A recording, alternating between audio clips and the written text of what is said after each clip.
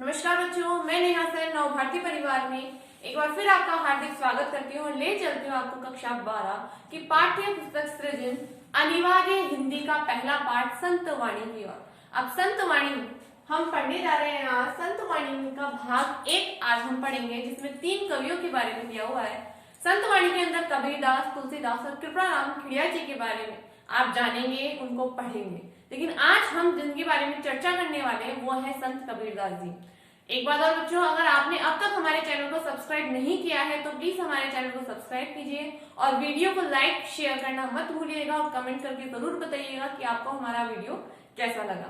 तो चलिए बढ़ते हैं हम हमारे वीडियो की ओर। शुरू करते हैं कबीरदास जी का जीवन परिचय।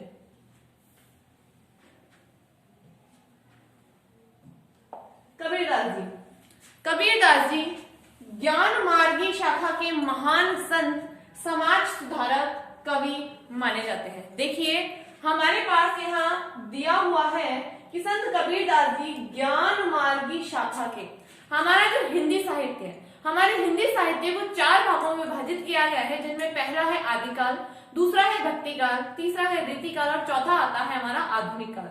तो आदिकाल के बाद जो भक्तिकाल आता है, उस भक्तिकाल में 2 शाखाएं यानी 2 भागों में विभाजित किया गया है, जिनमें ज्ञानाश्रय शाखा है और ज्ञानाश्रय में भी 2 प्रकार की है, जिनमें एक तो निर्गुण है और एक सगुण है। अब ज्ञानाश्रय शाखा में हमारे जो निर्गुण शाखा है, उस निर्गुण शाखा के प्रवर्तक हमारे कबीरदास जी माने जाते हैं। अब निर्गुण और सगुण क्या होता है, मैं आपको बहुत बार पहले भी बता चुकी हूँ, एक बार और बता देती हूँ कि निर्गुण शाखा जो थी उसके अंदर ईश्वर की किसी आकार को न मान करके एकमात्र परम सत्ता यानी परमात्मा का ध्यान किया जाता था।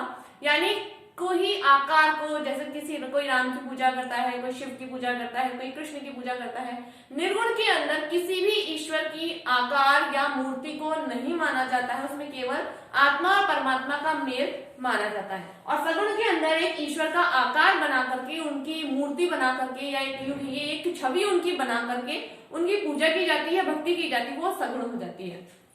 तो हमारे जो कबीरदास जी हैं, ये ज्ञानाश्रय शाखा के निर्गुण पंथ, जो निर्गुण पंथ है, उनके प्रमुख कवि माने जाते हैं।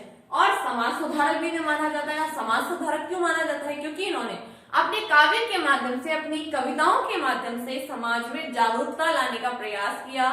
हिंदू मुसलमान एक हैं, वो अलग अलग नहीं है। जातिगत भेदभाव, छुआछूत, ऊंच नीच के भेदभाव, इन हर तरह के जो आडंबर हमारे समाज में व्याप्त थे उस समय, उन सब का इन्होंने अपनी कविताओं के माध्यम से विरोध प्रकट किया। जैसे आप हिंदू समाज में अगर देखें तो मूर्ति पूजा जो है या कर्मकांड जो होते हैं, उनका भी इन्होंने भरसक विरोध किया है, इसलिए इन्हें समाज सुधारक कहा जाता है। आगे इनका जन्म विक्रम संवत 1455 सन 1398 को काशी में हुआ माना जाता है। इनके जन्म से संबंधित बहुत सारी मान्यताएं मानी जाती हैं। जैसे कोई कहता है विधवा ब्राह्मणी के गर्भ से पैदा हुए थे और उन्होंने लोक लाज के डर से इन्हें लहरतारा नामक जगह पर छोड़ दिया था। वहां पर एक निसंतान दंपति नीरू और नीमा जो थी नाम की, वो जुलाहा दंपति वो वहां से गुजर रहे थे, निसंतान थे, तो उन्होंने इनको ले लिया और अपने घर ले गए, इनका पालन पोषण किया। ठीक है, तो इनका पालन पोषण किसने किया? जुलाहा दंपति नीरू और नीमा ने। इनके माता पिता कौन हो गए? नीमा और नीरू। इनकी पत्नी का नाम लोई, बेटे का नाम कमाल और बेटी का नाम कमाली था। इनके प्रमुख शिष्य धर्मदास जी थे। कई बार इन्होंने अपनी लेखनी में ये कहा, यानी आपने बहुत जगह पढ़ा होगा कि कबीरदास ने कहा है कि मसी कागज छुयो नहीं, कलम गही नहीं हाथ। अर्थात इन्होंने कभी जीवन में अपने हाथों में कलम नहीं ली, स्याही नहीं छुई। तो आप कहेंगे इन्होंने इतने सारे दोहे कैसे लिख दिए?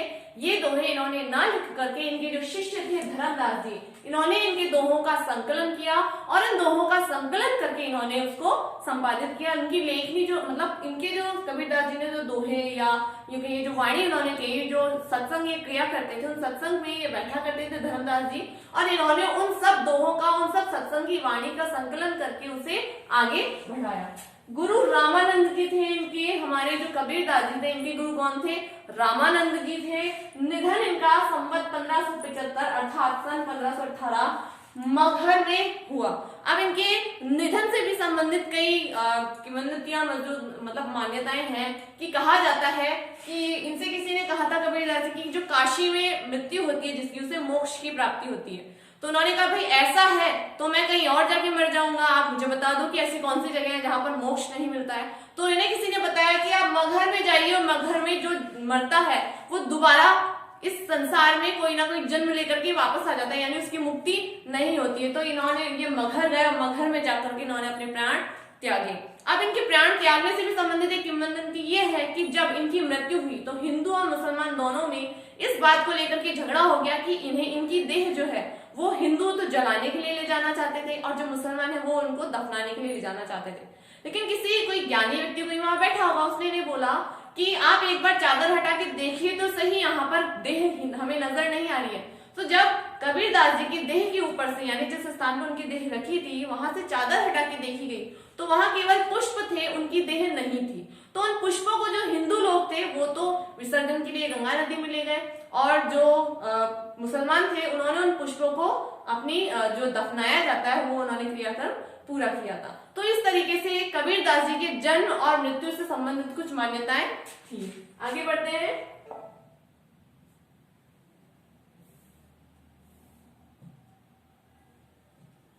आगे है इनका समाधि स्थल काशी के पास मगहर में है, जहां इनकी मृत्यु हुई थी, जहां इन्होंने देह त्यागी थी। इनकी रचनाएं हैं साखी, सबद, रमैनी। लेकिन ये तीनों चीजें एक ही में संकलित है जिसका नाम है बीजक। बीजक नाम की रचना है जिसके अंदर इसे 3 भागों में बांटा गया है। जो कबीरदास जी ने अपने व्याख्यान दिए थे या कि जो सत्संग में उन्होंने जो वाणी प्रयोग में दी थी, उन दोहों को, उन बातों को बीजक के अंदर साखी, सबद और रमैनी के रूप में दर्शाया गया है। उसके रूप में उनका संकलन किया गया है। और संकलन किसने किया था?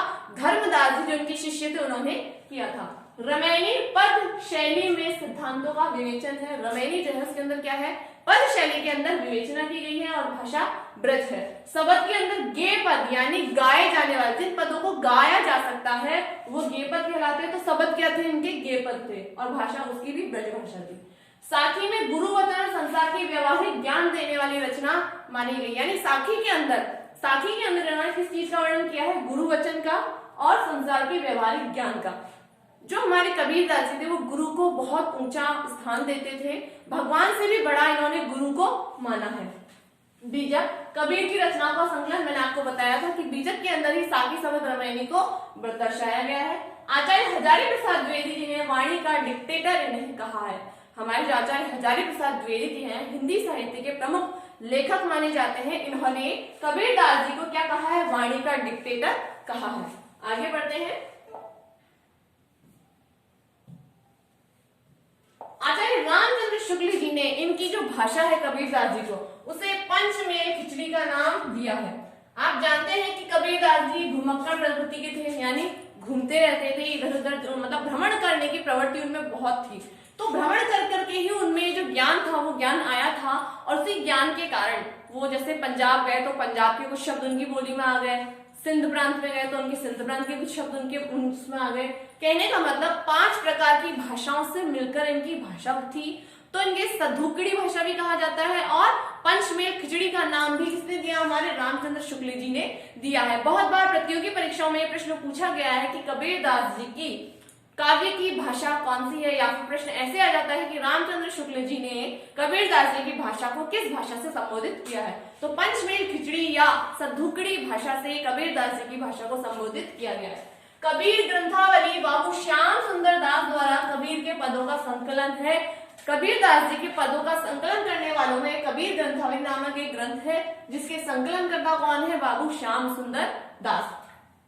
कबीर को हिंदी के सर्वप्रथम रहस्यवादी कवि के रूप में भी जाना जाता है। कबीर की रचनाओं में सिद्धों, नाथों और सूफी संतों के सिद्धांतों से प्रभावित माना जाता है। यानी हमारे जो कबीरदास जी थे उनकी काव्य के ऊपर किस किस का प्रभाव था? सिद्धों का, नाथों का, सूफी संतों का और उनके सिद्धांतों का इनकी काव्य के अंदर प्रभाव देखा जाता है। जैसे सुषुम्ना नाड़ी के बारे में इन्होंने बताया है, आत्मा परमात्मा के मेल के बारे में इन्होंने बताया है, हठ योग के बारे में इन्होंने बताया जो कि नाथ पंथों की, नाथ जो होते हैं हमारे उनकी प्रमुख साधना मानी जाती है। ठीक है। कबीर का काव्य धर्म के बाह्य आडंबरों का विरोधी था। कबीरदास जी थे वो बाह्य आडंबरों का भरसक विरोध करते थे। वो नहीं चाहते थे कि समाज में इस प्रकार का जातिगत भेदभाव फैले, तो इस चीज का उन्होंने विरोध किया था। आगे बढ़ते हैं। कबीर निराकार ईश्वर को पाने के लिए ज्ञान मार्ग तथा तथा योग साधना को महत्वपूर्ण मानते थे। ये नहीं मतलब कबीरदास जी थे वो इस चीज को नहीं मानते थे कि आप मंदिर जाओ, मस्जिद जाओ, गुरुद्वारे जाओ या गिरजाघर जाओ, वहां जाने से आपको भगवान की प्राप्ति होगी। नहीं, वो ये मानते कि अगर आपके पास ज्ञान है तो उस ज्ञान के माध्यम से आप उस परमात्मा को प्राप्त कर सकते हो, ईश्वर को प्राप्त कर सकते हो। तो ज्ञान मार्ग और योग साधना के द्वारा आप परमात्मा की प्राप्ति कर सकते हो, ये कबीरदास जी का मानना था। कबीर की भाषा पूर्वी जनपद की भाषा सधुकड़ी भाषा मानी जाती है। मैंने आपको बताया था कि पंचमेल खिचड़ी और सधुकड़ी भाषा इनकी भाषा को बोला जाता है।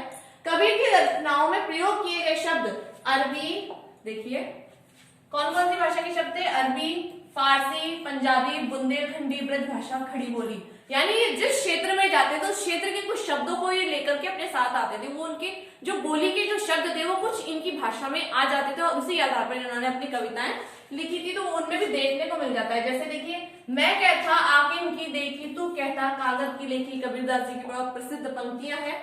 हजारीप्रसाद द्विवेदी जी हिंदी साहित्य के इतिहास में कबीर जैसा व्यक्तित्व लेकर कोई उत्पन्न नहीं हुआ।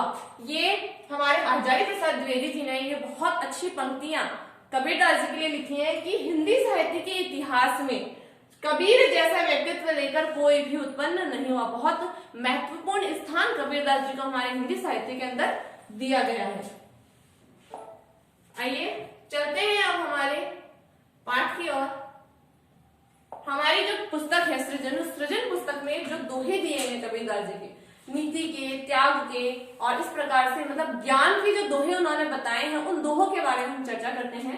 पहला दोहा है, त्याग तो ऐसा कीजिए सब कुछ एक ही बार, सब प्रभु का मेरा नहीं निहजे किया विचार। अब यहाँ पर कबीरदास जी ने क्या कहा है, देखिए कबीरदास जी यहाँ वर्णन कर रहे हैं कि त्याग तो ऐसा कीजिए कि यदि आपको त्याग करना है तो ऐसा त्याग कीजिए कि सब कुछ एक ही बार, सब कुछ एक ही बार। कि यदि आपको त्याग करना है तो आपके मन में ये इच्छा होनी चाहिए कि मेरे पास जो कुछ भी है वो सब कुछ उस परमात्मा की देन है, तो आपको देने में संकोच नहीं करना चाहिए। क्या कह रहे हैं, देखिए त्याग तो ऐसा कीजिए सब कुछ एक ही बार। अगर आपको त्याग करना है तो सब कुछ एक ही बार में त्याग कर देना चाहिए।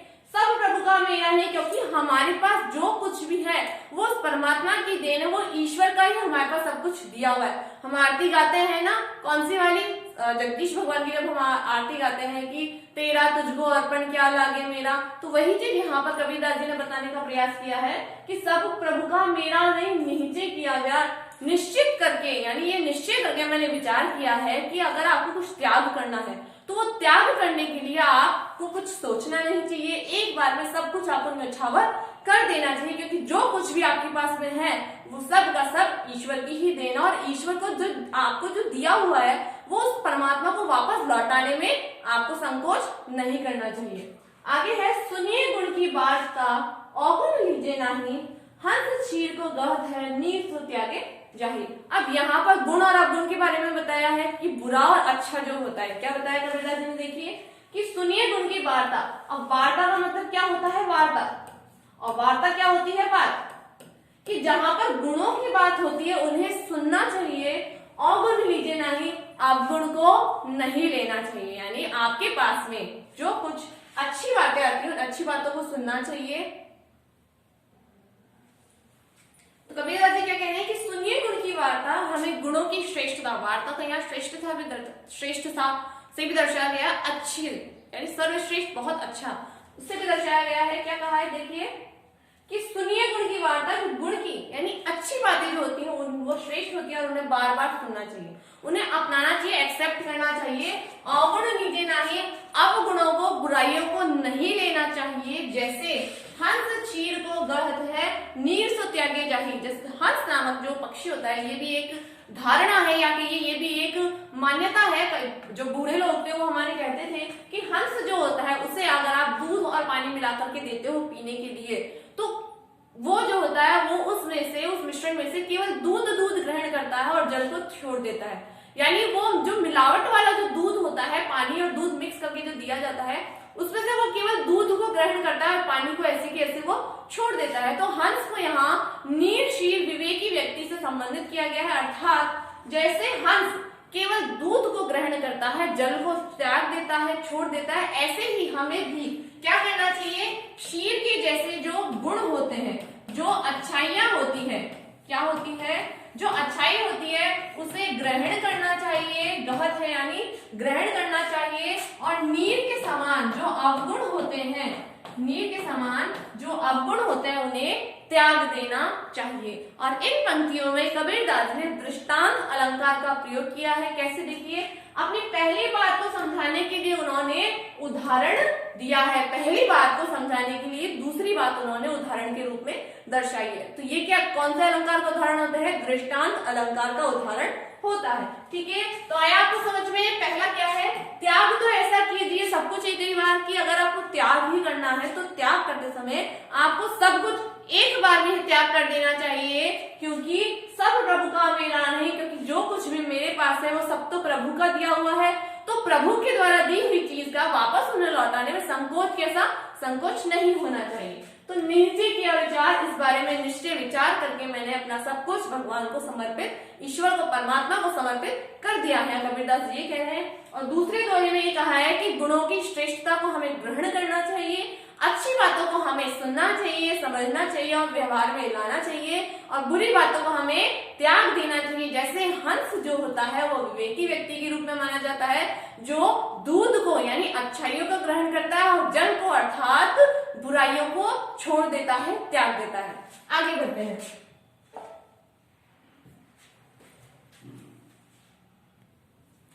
आगे कबीरदास जी कहते हैं कि छोड़े जब अभिमान को, छोड़े जब अभिमान को, सुखी भया सब जीव, भावे कोई कछु कहे मेरे ये निज पीव। अब यहाँ पर कबीरदास जी ने बताया है कि यदि आप अभिमान को छोड़ देते हैं, अहंकार को छोड़ देते हैं, घमंड को त्याग देते हैं, तो सुखी भया जीव, संसार का सभी व्यक्ति, सभी जीव सुखी हो जाते हैं, क्योंकि उनके मन में अहंकार रूपी जो बुरी कल्पना होती है, अहंकार घमंड जो होता है, अहम जो होता है वो खत्म हो जाता है। और अहम जब खत्म हो जाता है तो उसे अपने अंदर, वो अंदर ही अंदर सुखी रहना प्रारंभ हो जाता है, खुश रहना प्रारंभ हो जाता है। हर कोई जीव अभिमान छोड़ने पर सुखी हो जाता है। भावे कोई कछु कहे, अब चाहे कोई कुछ भी कहो, उनको कोई फर्क नहीं पड़ता, वो संसार से विरक्त हो जाते हैं। मेरे लिए निज भी, यानी जो व्यक्ति घमंड को खत्म करके, अहंकार को त्याग करके सुखी हो जाता है,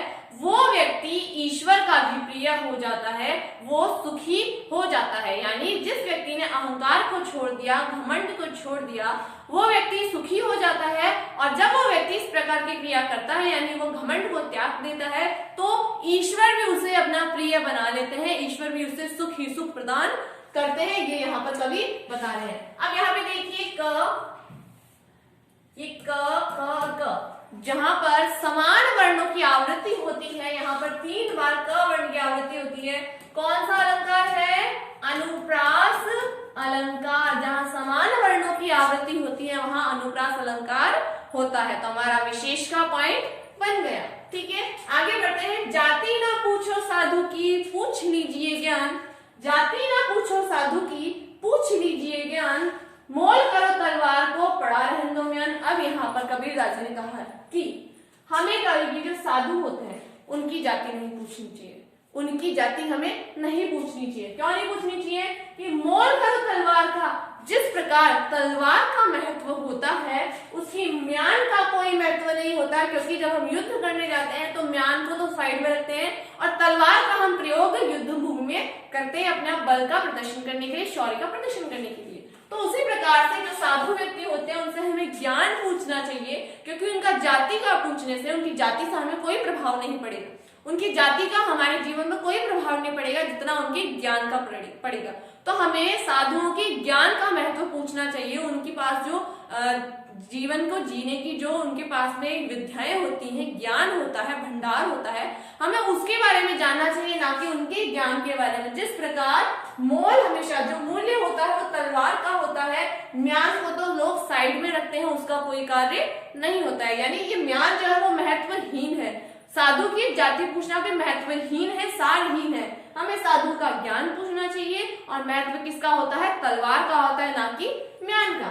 आगे बढ़ते हैं। नेक्स्ट है, संगत कीजिए साधु की कभी ना निष्फल होए। संगत कीजिए साधु की कभी ना निष्फल होए, लोहा पारस कंचन हुए। अब इस दोहे में कबीरदास जी ने संगति का महत्व बताया, अच्छी संगति की, यानी सत्संगति का महत्व उन्होंने बताया। क्या बताया? देखिए कि संगत कीजिए साधु की, संगति करनी है तो साधु व्यक्ति की, सज्जन व्यक्ति की करनी चाहिए। कभी ना निष्फल हुए, वो कभी भी बेकार नहीं जाती है। हमें हमेशा अच्छे लोगों के साथ में रहना चाहिए, क्योंकि वो जो संगत होती है वो कभी भी खराब नहीं जाती है। जैसे लोहा पारस परस से, कि जो लोहा होता है वो भी पारस पत्थर के स्पर्श से। अब यहाँ पर परस क्या है? स्पर्श, यानी छूना। लोहा जो होता है, पारस नामक एक पत्थर होता है, उस पत्थर को जिस किसी भी वस्तु से छुआ जाता है वो भी सोने की बन जाती है, स्वर्ण की बन जाती है। तो यहाँ पर पारस पत्थर को अच्छी संगति का प्रतीक बताया गया है। बहुत मतलब लोहा जो होता है वो बुरी संगति का प्रतीक है और पारस जो है वो अच्छी संगति का प्रतीक है। तो पारस के छूने से जो लोहा होता है वो भी कंचन बन जाता है, यानी वो भी सोना बन जाता है। ये स्वर्ण अर्थात सोना, गोल्ड। ठीक है, तो साधु व्यक्तियों की संगति करने से हमें क्या होती है? अच्छी चीजें प्राप्त होती हैं, कभी भी निष्फल नहीं होता है वो। ठीक है, जैसे लोहे को पारस पत्थर से स्पर्श किया जाए तो वो लोहा भी सोने में परिवर्तित हो जाता है। ऐसे ही अगर हम अच्छे व्यक्तियों की संगति करते हैं, सज्जन व्यक्तियों की संगति करते हैं तो हम भी अच्छे हो जाते हैं। ठीक है, यहाँ पर भी कबीरदास जी ने दृष्टांत अलंकार का प्रयोग किया है, क्योंकि अब उन्होंने अपनी पहली बात को समझाने के लिए दूसरी बात में उदाहरण देकर उस चीज को स्पष्ट किया है। तो यहाँ पर कौन सा अलंकार है? दृष्टांत अलंकार है। दूसरा प और प, यहाँ पर कौन सा अलंकार है? अनुप्रास अलंकार है। दो अलंकार है इसके अंदर, अनुप्रास और दृष्टांत, ध्यान रखिएगा। आगे बढ़ते हैं। मारिए आशा सापिनी,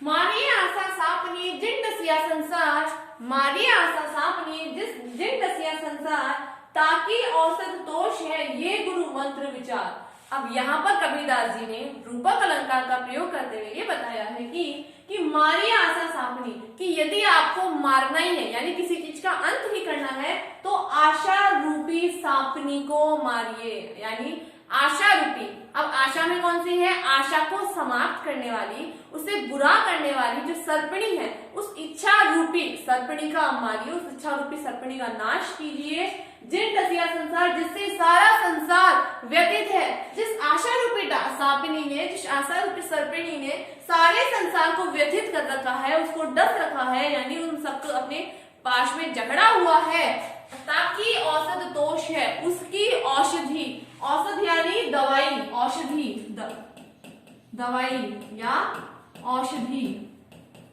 उसकी औषधि क्या है? तोष, अर्थात संतोष। क्या है? संतोष है।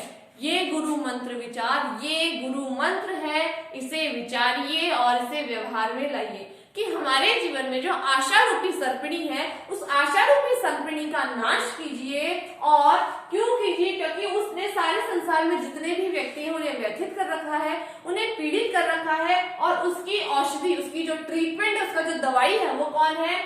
एक संतोष होता है, जो संतोष रूपी दवाई है वही इसका एकमात्र उपचार है, एकमात्र औषधि उसकी यही है। और ये गुरु मंत्र है, ये सब आप ध्यान में रख लीजिए। यहाँ पर रूपक अलंकार है क्योंकि आशा रूपी सर्पिणी, ठीक है, और औषधि कौन है? संतोष। ठीक है, औषध रूपी संतोष और आशा रूपी सर्पिणी। आगे बढ़ते हैं। कागा काको धन हरे, ठीक है, कागा काको धन हरे, कोयल काको दे, मीठा शब्द सुनाए के जग अपनो करिले। अब यहाँ पर जो कबीरदास जी हमारे, उन्होंने क्या बताया? देखिए कि कागा, अब कागा क्या होता है? कौवा। कागा क्या होता है? कौवा, क्रो, ठीक है। और कोयल तो आप जानते ही हैं, कोयल कोयल होती है।